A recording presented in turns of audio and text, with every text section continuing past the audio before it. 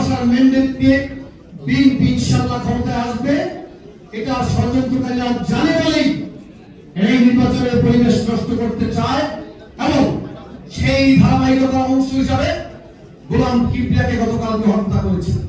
গত 16 বছর ফ্যাসিবাদ বিরোধী ধারাবাহিক আন্দোলনের নেতৃত্ব দিয়েছিলেন আমাদের প্রিয় নেতা জনাব তারেক রহমান।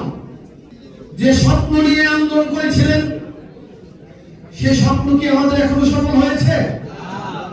তিনি বলেছিলেন আপনারা ভোট দিয়ে বিএনপিকে ক্ষমতায় আনবেন, এই জন্য আমরা আন্দোলন করছি না, আমরা আন্দোলন করছি আপনারা যাতে আপনাদের ভোটের অধিকার ফেরত পান।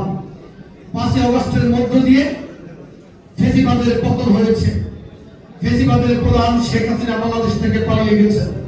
কিন্তু মানুষের অধিকারগুলো যদি সমুন্নত করতে হয়, ফিরিয়ে আনতে হয়, তাহলে তো একটি জনবান্ধব সরকার বাংলাদেশে গঠন করতে হবে। আর জনবান্ধব সরকার গঠন করার একটি মাত্র উপায় হচ্ছে একটি স্বচ্ছ গ্রহণযোগ্য নির্বাচন, যে নির্বাচনে মানুষ ভোট কেন্দ্রে গিয়ে লাইনে দাঁড়িয়ে পছন্দের প্রার্থীকে নির্বিঘ্নে ভোট দিবে।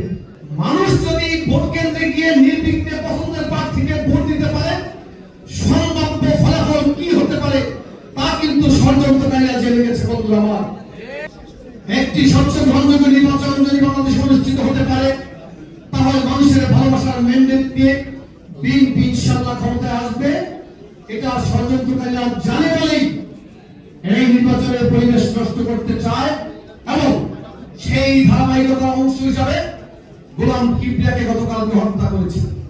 আমরা জানি না আগামী দিনে বাংলাদেশের পরিবেশ কেমন হবে, কিন্তু আপনারা যারা গত 16 বছর রাজপথে থেকে জীবনকে উৎসর্গ করার ঝুঁকি নিয়ে আন্দোলন করেছেন, সংগ্রাম করেছেন, আগামী দিনে একটি স্বচ্ছ গ্রহণযোগ্য নির্বাচন না হওয়া পর্যন্ত আমাদের দায়িত্ব কিন্তু শেষ হয়নি। বন্ধুরা আমার, বাংলাদেশের জন্মের সাথে যাদের কোনো ভালো ভূমিকা ছিল না, বরং তারা নিষ্ক্রিয় থাকলেও কিন্তু কোনো সমস্যা হতো না, বরং তারা আমাদের মুক্তিযোদ্ধাদেরকে খুঁজে খুঁজে বের করে ধরে দিয়েছিল হত্যা করার জন্য হানাদার বাহিনীর কাছে। এখানেই দায়িত্ব শেষ করেনি, তাদের কুকর্ম আরো দীর্ঘায়িত ছিল। আমাদের মা বোনদেরকে ধরে তারা হানাদার বাহিনীর হাতে তুলে দিয়েছিল।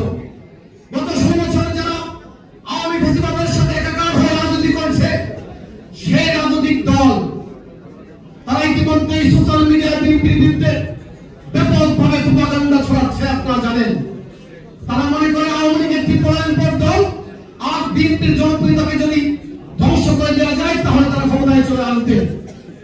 যেটা স্বপ্ন দেখছে। বন্ধুরা আমার, বাংলাদেশের মানুষ ইতিমধ্যেই তাদের মুখোশ উন্মোচন করে দিয়েছে।